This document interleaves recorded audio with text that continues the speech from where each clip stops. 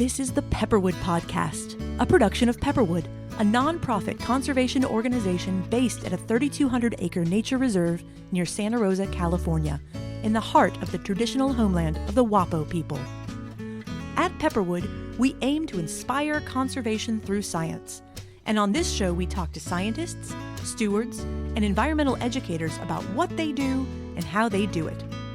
We hope to give you a glimpse into the real experiences of folks who devote their lives to taking care of local ecosystems and sharing them with others. Welcome back to the Pepperwood Podcast. I'm your host, Julianne, environmental educator at Pepperwood. It occurred to me that I haven't really been introducing myself during these episode intros, and each episode might be someone's first, so I'll try to be more on top of that moving forward. If you listen back to any previous episodes, please be assured that it's always me. Today, I'm very excited to share a conversation with Clint McKay, Pepperwood's Indigenous Education Coordinator and a founding member of the Native Advisory Council. He is the descendant of several important local culture bearers that include the late Laura Fish Summersall and the late Mabel McKay. He is a native speaker of the Wappo language and also speaks some Pomo and is himself a culture bearer with extensive native historical knowledge, not only of Pepperwood, but also of the entire region. He has a master's degree in Indigenous education and is currently finishing a PhD at UC Davis. Clint is a storyteller, and he starts by telling us the story of how the Native Advisory Council formed. The Native Advisory Council, I think it was probably been about 15 years ago. I was approached actually by Ben Benson to come up here and talk about the possibility of starting a Native Advisory Council. And I really wasn't that crazy about the idea. I had been involved in ventures like that before that didn't end well. I felt like we were just checking a box, like for people to say I've consulted with the Indigenous community and not really wanting a lot of input, just wanted it noted that they were consulting with the Indigenous community. Mm-hmm. So it probably took 6 months to a year for me to even come up here and talk with Pepperwood. We did, and I could tell right away that there was something different about the group here. There was a sense of openness, honesty, like they really wanted to hear what Indigenous people had to say. It wasn't just checking a box. Mm-hmm. And so after a series of meetings, we decided to go ahead and start the Native Advisory Council. And I believe there were 4 members of my family on the original. And then as we invited other members to join, they kind of backed off a little bit. My family did. Mm-hmm. And it got down to just me and my wife. And so the process is very non-political. I didn't want that to be a part of it. I didn't want to be a part of a political entity. So what we did was we identified people from the local community that we thought had a good background and experience in not only land stewardship, but Indigenous education and how we could pull all these things together. Mm-hmm. And so that's really how the Native Advisory Council was formed. Right now, there is myself, my wife, our eldest daughter did come back on the council. We have Sherry Steele, who is enrolled in Lytton Springs Rancheria.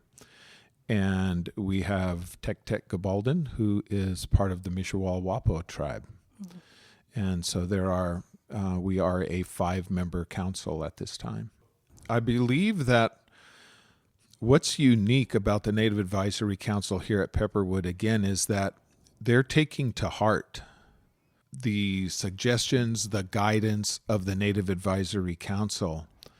And so I hope that not only here at Pepperwood, I think we've made great strides. We continue to build on our relationship. It isn't always easy when you're coming from 2 worlds and trying to collaborate on the best way to care for our environment here, this place, the land, animals, everything that's here. It's a complex system with a lot of considerations, absolutely. Definitely, and everybody coming from different knowledge systems with different experiences. And then when you throw the educational component into that, it's really a Yeah, I think you said it best. It's really a complex situation here of trying to bring all these things together, all these different views, ideologies, methodologies, bring all this stuff together in a cohesive way is not easy. And it takes a lot of patience, a lot of forgiveness from everybody involved. And again, I think that's what's really special about Pepperwood is that I think everybody involved in our Pepperwood family here is here with a good heart, with an open mind, and we understand that we learn from each other, that no one person or no one group has all the answers. It takes all of us. And so when I'm approached by other organizations or preserves or groups and they say, we're thinking about starting a Native Advisory Council, what do you think? What's your advice? How should we start?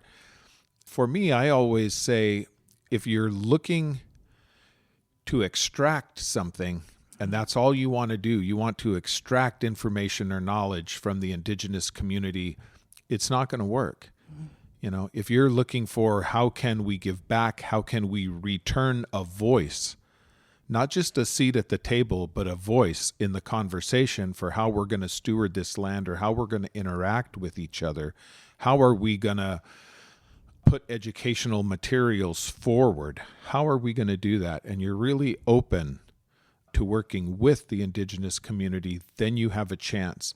But if you just want them to stamp, the Indigenous stamp of approval on your program or what you're doing, I think there's a very low probability of success for those situations. Can you think of a time when you felt that your contributions as a council were integrated in a way that felt good? That like a time when Pepperwood did, one of our projects acted on your contributions and your advice?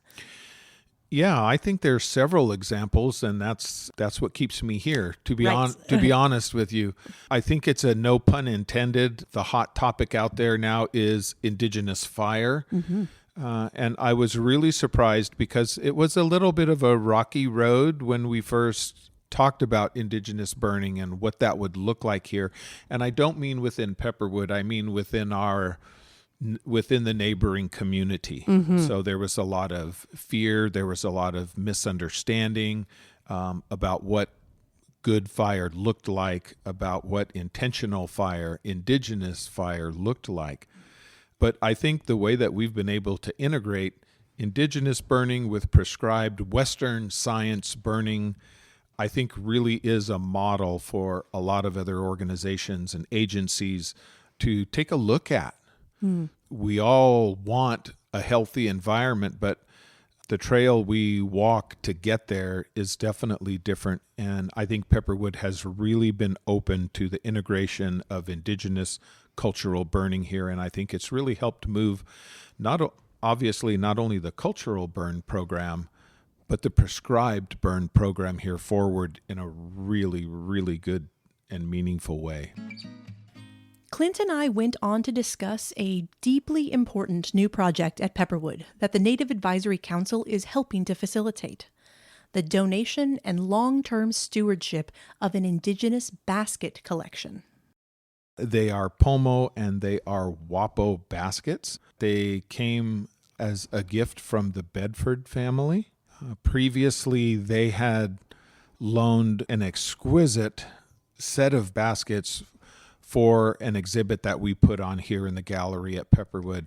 And the baskets from that exhibit came from their collection. So an extensive collection of some of the finest Pomo baskets I think I've ever seen. And I've been fortunate to travel all across this country to different museums and different collections. And so this is really, really something special. And I know that Pepperwood feels that, and it's important that they feel that. So that collection came to us. We were invited to go and literally handpick a set number of baskets that we would like to have and display and share here at Pepperwood. And so we did that. And it's an incredible gift not to just be I mean, it's an incredible gift if anybody donates a basket, but to have access to a collection like that and be given total access to select the baskets that you want to keep and share here was an amazing opportunity. I'm curious about the process for you of making those selections. What was at the forefront of your mind when you were making those choices? Believe it or not, profound sadness.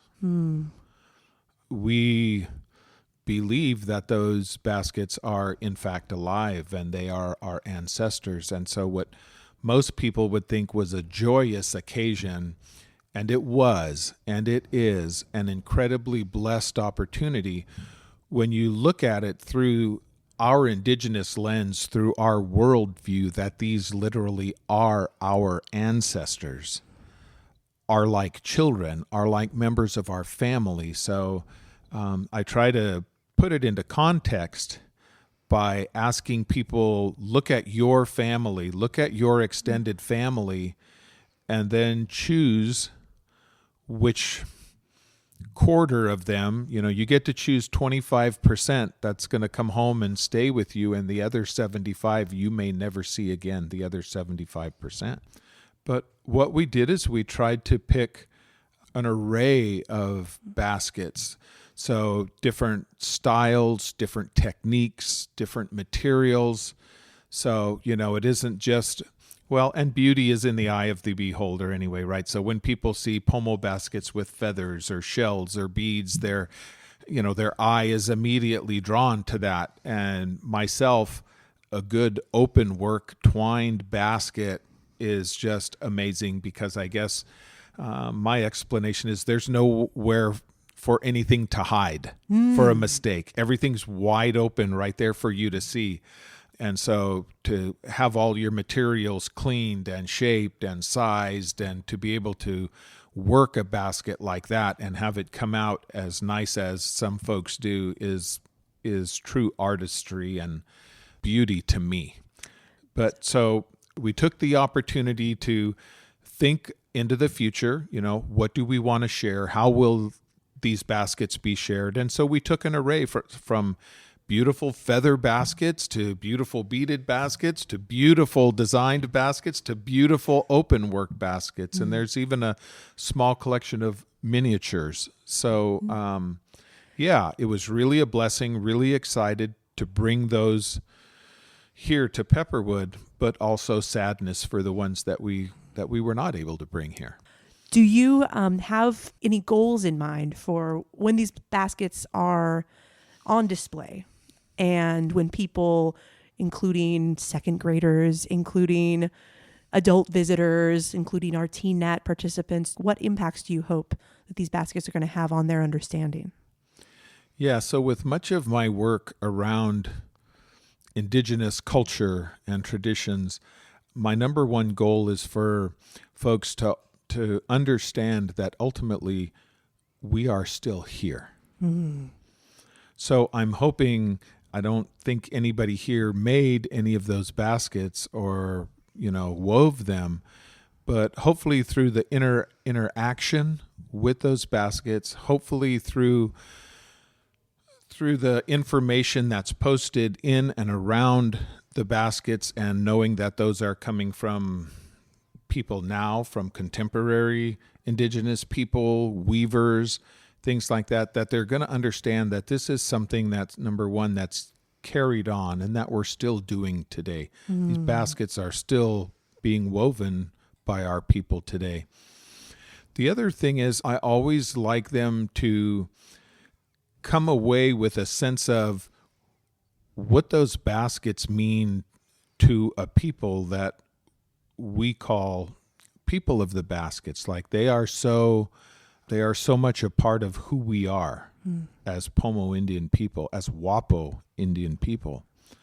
I have so many goals. I want them to have an understanding of that. I want them to understand and get a feeling, and this is the difficult part because you start getting into maybe like a sacred realm or a spiritual realm. But I think part of the difficulty is getting people to understand, and it doesn't matter if they're second graders or if they're adults, right? To understand the presence that you're being allowed to be in, to share the time and space with something that Indigenous people don't consider just art or a piece of art that would speak to you. This is our culture. This is our tradition. These are our relatives. These are our people. So the difficulty is trying to get people to understand when you come and visit these, you are in the presence of something much deeper and greater than a work of art. I believe that you are a weaver, right? You create baskets yourself. Is that true? That is true. Okay. When is basketry, when do you use baskets in your life? Like you create them. Are there baskets that are part of your daily life that you use in what you do, just on a day-to-day basis? Not daily. And that's not because if I had the time, I wouldn't use them daily. It's just the rigors of living in this society, right? So people have to work and people have commitments and people have meetings to go to and everything. And so there are several days for me that I'm not just at home or out doing what I would do. But yes, we still use baskets for many parts of our life. I'm blessed to have two very young grandchildren at home, and we still use their baby baskets to carry them around in. We use that all the time. We spend a lot of time out harvesting and gathering traditional foods. We still do that in gathering baskets, in burden baskets, storage baskets. We still do that. We still conduct dances and our ceremonies that include basketry. Yeah, we still hunt using baskets. We still fish using our baskets. I cook in baskets once in a while, not as often as I would like. So yeah, much of the use of baskets, we still use them for ceremonies. We still gift them.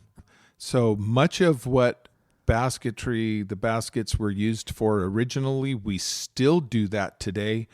It's just with the rigors of life in mainstream America, we don't always have the opportunity to, I can't go out and harvest every day because I'm working in school and everything else. You certainly are a busy man.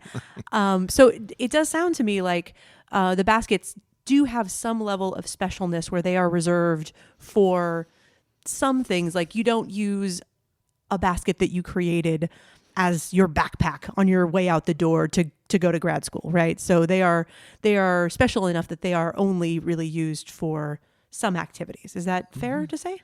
Yeah, it is fair to say. And I think one of the things that sometimes we struggle with in communication with people that are trying to learn about baskets and why we still have them and why is it a big deal for you, I mean, you're talking about cooking and don't you have pots and pans, or you're talking about carrying a baby, don't you have car seats, don't you have cradles, don't you have things like that? And we do, but basketry is essential to who and what we are as Wappo and Pomo people. Right. So, yeah, we use them at every opportunity. They identify us as being Wappo and Pomo people.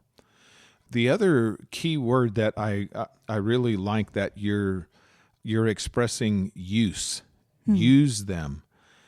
And several people would look at some of the baskets that we weave and say, there's really not, you don't really use these baskets, right? You don't really use them because they're pretty and they have feathers on them, or, I understand a burden basket you would go out and fill up with acorn or pine cones or whatever it is, but these baskets really don't have a use, and all of our baskets have uses. We use them in some shape or form, so it isn't like, I don't look at basketry ever as being an art. So something that you make and put up on a shelf or in a display case, and that's its purpose. I think it has a lot deeper meaning than that. One of my issues as I've traveled across the country and locally here is a lot of people with private collections want to, and with the best of hearts, find themselves usually looking to donate them to either a museum or an educational institution. And I think for many years now, I have been advocating to return baskets to tribes, to people, individuals, if they can put a personal connection to that basket. And I think it's just going to take a long time before folks feel comfortable doing that. I won't say the name because I'm still really close to some friends at some institutions, but I've been back east and had like the behind the scenes underground tours of the baskets they've had, and literally they have thousands, literally thousands of Pomo and Wappo baskets that will never be displayed. 3,000 miles away from their home. 3,000 miles away from home. Mm-hmm. And we've gone underneath, in the basement, if you will, where they keep these things. And I have literally witnessed very large, exquisite baskets that were put in garbage bags, stored up on top of metal cabinets, and you could see the rust around the overhead pipes and things going where the water is leaking. And they literally have so many baskets. And then when we went back to try to identify them in the records, they didn't even have a record of them having that basket. That basket wasn't cataloged. Mm-hmm. It's not in their system. And so definitely all institutions or organizations are not like that. But at some point, the question I ask to some of these museums and organizations is, when is enough enough? And I've heard you say that, having these baskets entirely locked away, not shared with anybody, much less the people to whom they have a connection, it's probably the worst thing, because these are family members to somebody. They don't deserve to be, essentially put in basket jail. Yeah. Right. And that's, I get a little bit out there with my analogies sometimes, but it really is how we feel. Again, so I go back to family members, right? So, of that 25% that you were able to keep with you, imagine if a certain percentage of them were literally, not figuratively, literally locked in a closet and not allowed to have any interaction with anything from the outside world. Right. That's what that feels like to us. And so if you need baskets, if they want to steward baskets, not keep, not curate, if you want to steward these baskets, if you want to care for them for education purposes, for research purposes, for exhibition purposes, I get that. Mm-hmm. Figure out what that number is, figure out what the variety of baskets you need to do that in an appropriate way, and let our ancestors come home. Mm-hmm. What makes it possible for family members, like the baskets, to find appropriate homes? Because this is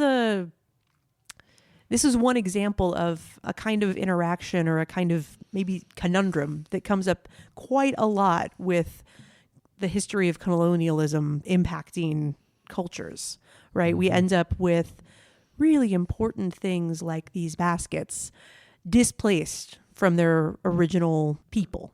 Mm-hmm. So what makes it possible for these things to find appropriate homes, and is that even possible? Yeah. It is possible. It is possible. It does happen sometimes through NAGPRA. NAGPRA is the Native American Graves Protection and Repatriation Act. So there is national NAGPRA, which goes across the country, and California also has its own version, CalNAGPRA. And that's probably a whole different... We could go the whole time on that. But absolutely. Basically, it's just a law that says... like for federal NAGPRA is if an institution or organization receives any funding from the government, any governmental funding, then they are subject to NAGPRA. And basically what it is it gives tribes and individuals in some cases the opportunity to repatriate items such as baskets, culturally significant things, and sometimes, unfortunately that it has come to this, but fortunately that it does happen, it even goes to human remains. Yeah. So there have been instances. I have been a part of repatriation of baskets through educational institutions. Mm-hmm. Some obviously are more open to that than others. The baskets being returned, such as the Bedford collection here to Pepperwood, obviously are private collectors who can place those baskets wherever they want them to be. And I've known some private collectors, very few institutions, but I think it is changing. But it's that worldview, it's that concept of understanding, are these objects that you own as a private collector, or are they in fact living beings that you should feel honored and humbled that you have an opportunity to steward and care for them? So I think it's that mindset, it's that world view for how we look at these baskets and what they are. And I think it's a very special and very powerful experience and opportunity for us when we meet people like the Bedfords who understand the long term. We were given this opportunity and this privilege to hold this space with these baskets for this amount of time, but we understand that the long-term answer, the long-term health of these baskets are not locked away in a private collection. Well, and I wonder if community connections are another really important ingredient in this recipe, because you became connected with the Bedfords somehow. They learned that they could meet people who understand these baskets and how to steward them and have a stake in their history and their future. How did you become connected with the Bedfords? How did you meet them? Yeah, I actually met them through their collection that was put on display here at Pepperwood at the gallery. So when we came to the opening, we met them and just instantly felt that connection and became friends with them. And like I say, that it's all about the relationship, and it's building that relationship that leads to the possibilities of some of our people coming home in that way. So was that event part of Ben Benson's initiative of bringing art into Pepperwood and having the art gallery? I know that these are items that go beyond art, but was that the entry point? Was the fact that Ben Benson brings art into these things? Yes, in short. But I think that exhibit, again, was more about the culture and the people, and the baskets were a way to bridge that, to make that connection. And Ben worked closely with the Native Advisory Council at that time, again, to select what baskets, what's the message, what is really behind this. So is it putting on an exhibit that tells people, come and look at these beautiful baskets, or was it, come and experience this, share this time and space with a culture, a tradition, and a people that have been here since time immemorial and are still here. And I think that setting this experience and setting the exhibit in that mode is what brought my wife and I to connect with the Bedfords on a different level. Again, not to say this is art and these baskets are beautiful. It's a much deeper connection than that. You could just tell that they got it. They were in a different space and a different time. We could tell immediately that they didn't look at those baskets as pieces of art, that they understood on some level that this was something more than that. Pepperwood will work to communicate that same understanding to our community as these baskets come under our stewardship. I hope that all visitors who interact with the baskets will come away with a deeper appreciation for the living cultures of the Wappo and Pomo people. I certainly felt my appreciation grow as I spoke with Clint about the baskets and about the living and growing relationship between the Native Advisory Council and Pepperwood as an organization. I think there are endless opportunities for this relationship to grow, for Pepperwood to continue to open itself up, the people and the organization, to Indigenous ways of knowing, to seeing things through an Indigenous lens instead of a colonial one. And I think that there are opportunities for the Native Advisory Council to continue to find new ways to present who we are as Indigenous people and new ways to share our indigeneity and, be open to hearing how what we're putting forward is landing with people. How are they receiving it? And are there different ways for us to communicate? And just how do we become more effective at sharing who we are and our culture and traditions with people? What do you think makes it possible for any group like the Native Advisory Council or any community to be effective and supported? What ingredients need to be fed to that relationship? I think one of the things that stymied our relationship literally for years is a misunderstanding or miscommunication, I guess, over what the role of the Native Advisory Council would be. It seemed to us like Pepperwood leadership wanted us to come in here and identify projects and what do you want to do and what do you want to have happen here. And we're sitting back and thinking we're an advisory council. So we shouldn't be bringing up ideas. We shouldn't be forward. We're here to offer advice on issues that Pepperwood wants our advice on.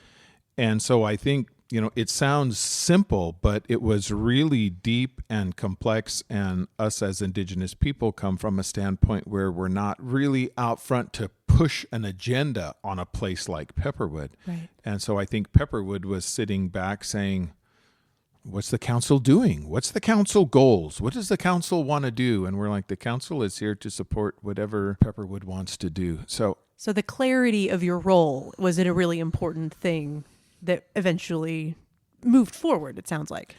It did move forward. But to be honest, I think even today, when we're talking about the baskets and the basket exhibit and everything, there's still a little uncertainty, at least on the part of the Native Advisory Council, as to what our role really is going to be in setting this exhibit up and planning for it. And it's not our exhibit. We're not going to set it up. We're not going to direct everything. We're, I think, a very, very important part, but we're a supportive role in this process. And so I think it might have been, I don't know if it might have been helpful. I think things happen for a reason, and maybe we were working all those years on just building that foundation, building that relationship, and it took a lot of, mutual trust and respect and missteps and forgiveness and, understanding to get us to the point where we are today. And again, our relationship still stumbles. We still trip. Sometimes we fall. And we pick ourselves up and dust ourselves off and remember why we're here. Right. Any marriage includes disagreements, but then it also requires the ongoing understanding that both parties are very committed to one another. And I'm glad to hear that sounds like the reality of what we have as a relationship between these two. Yeah, I think so. Beautiful. Well, it was a real pleasure to sit down with you, Clint. Thank you so much for all of this information, and I think people are really going to enjoy hearing about it. Thank you, and I appreciate the opportunity to have our voice heard. Deep and heartfelt appreciation to Clint McKay for his generosity and skill as a storyteller. If you would like a chance to meet him yourself, please check out our classes and events page linked in the show notes. Nearly every season features an opportunity to learn from Clint about Indigenous foodways or Indigenous stewardship and perspectives. Each event is a unique and memorable experience. Now, we're not done yet. It's time for this episode's installment of the Nature Sound Guess Who game. Each episode, we play a nature sound and challenge you to guess which critter made that sound. If you email your guess to podcast@pepperwoodpreserve.org, you may become podcast famous with a shout out on the next episode when the answer is revealed. Let's listen back to the mystery sound from last episode now.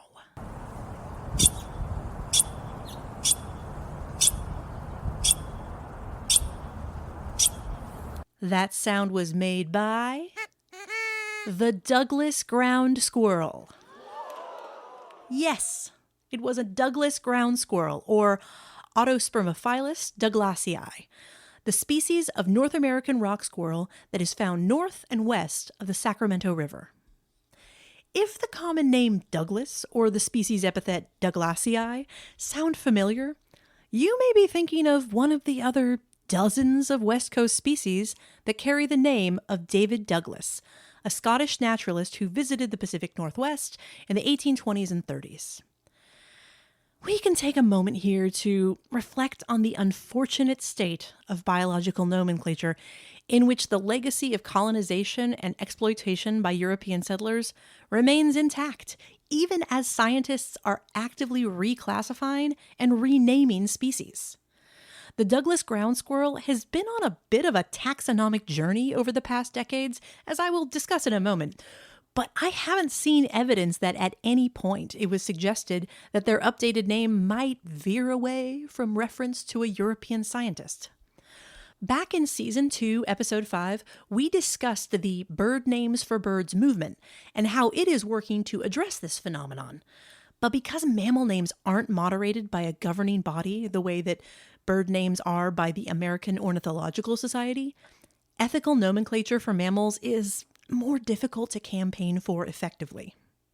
And when we name a bunch of species after a single person, it can also make things kind of confusing.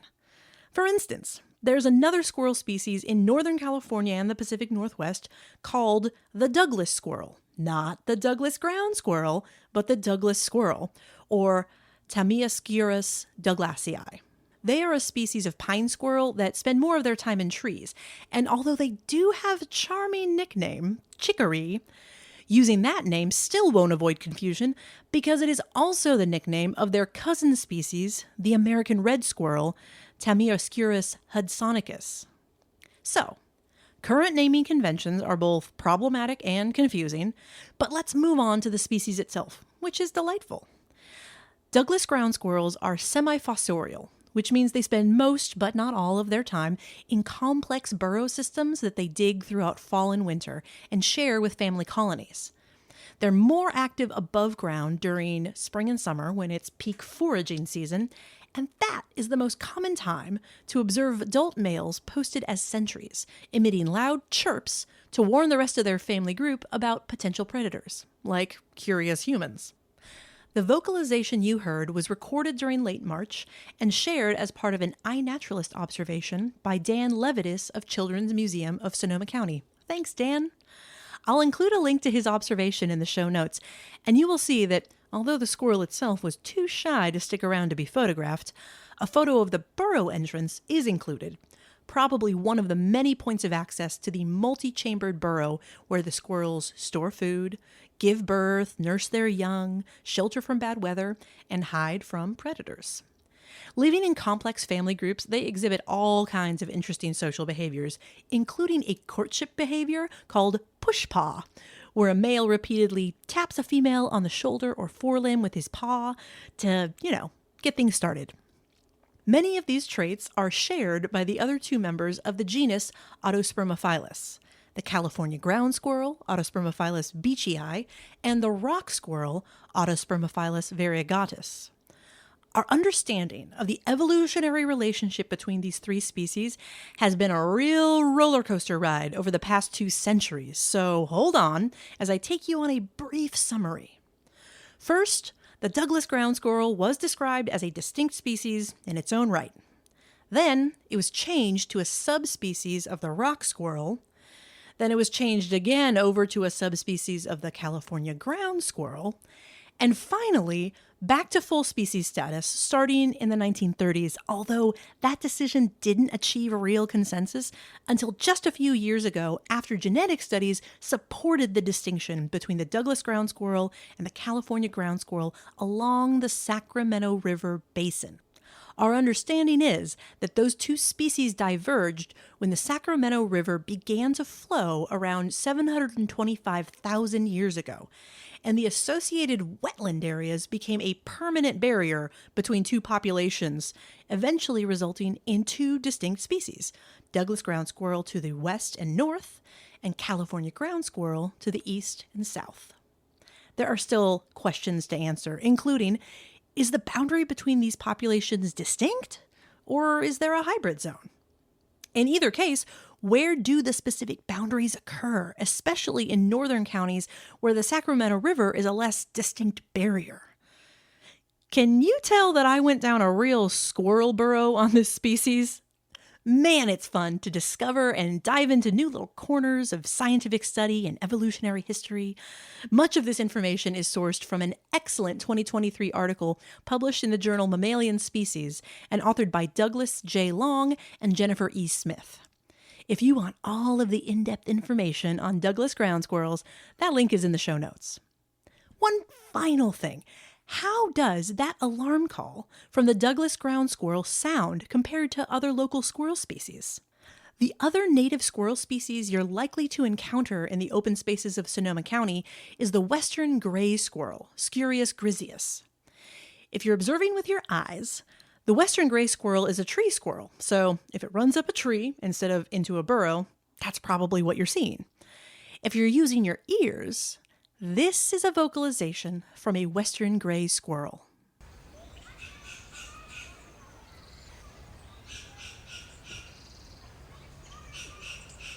That recording was from another iNaturalist observation, also linked in the show notes, by Sarah E. Reid, certified California Naturalist and instructor and iNaturalist ambassador. Thanks, Sarah.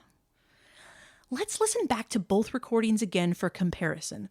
First the Douglas's ground squirrel, then the western gray squirrel.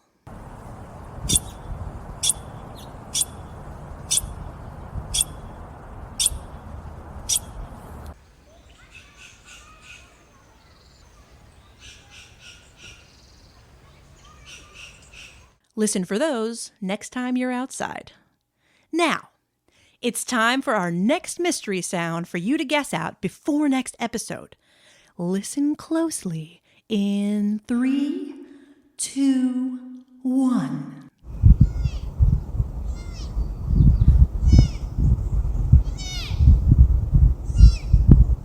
Second chance in 3, 2, 1.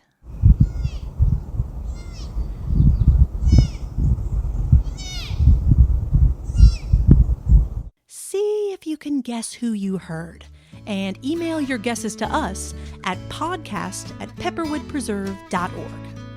Until next episode, thanks for listening, and don't forget to keep your ears tuned into nature.